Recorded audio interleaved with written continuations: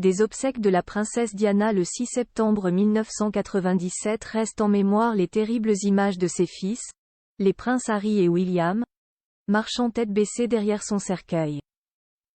Une scène gravée dans les esprits et considérée comme de la barbarie par l'une des membres de la famille à l'époque.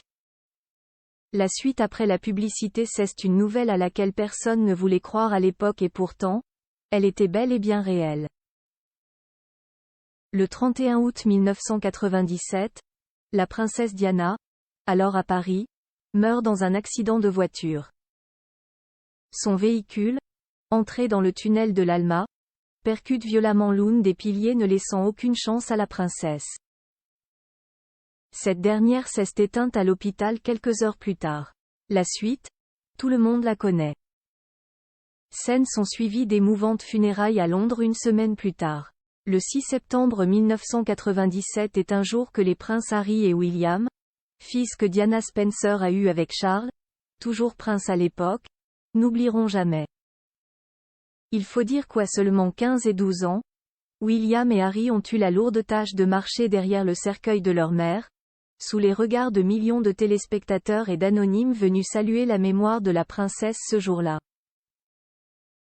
C'est accompagné de leur père, le prince Charles, de leur grand-père, le prince Philippe, et de leur oncle Charles Spencer qu'ils se sont exécutés. Une scène de barbarie selon le frère de Diana, mais pour beaucoup, cette scène n'aurait jamais dû avoir lieu. Dans le suppléant, Mémoire du prince Harry, ce dernier est revenu sur cette scène dramatique qui lui a énormément demandé.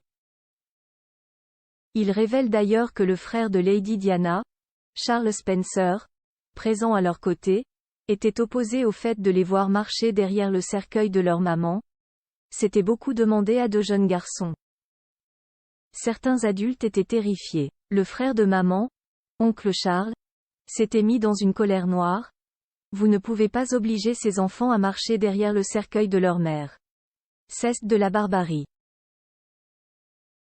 Une autre option envisageait la question de faire marcher Harry et William derrière le cercueil aux funérailles de leur maman s'est longtemps posée. Une autre situation a même été imaginée d'après les dires du prince toujours dans ses mémoires.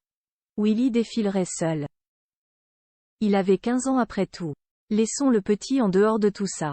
Laissons le suppléant sur le banc de touche. Pour son bien, ce nouveau plan a été soumis en haut lieu. La réponse a été immédiate.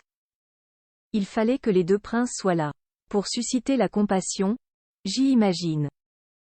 Oncle Charles était furieux. Mais pas moi. Je ne voulais pas que Willy traverse une telle épreuve sans moi. Une relation détériorée entre les deux frères si, à la suite de ce terrible drame, Harry et William se sont serrés les coudes, l'entente n'est désormais plus la même. L'arrivée de Meghan Markle dans la vie du prince Harry a tout chamboulé. Si les deux se sont mariés, ils n'ont pas tardé à causer du souci à la famille royale, en annonçant notamment leur désir de quitter les premiers rangs de la monarchie.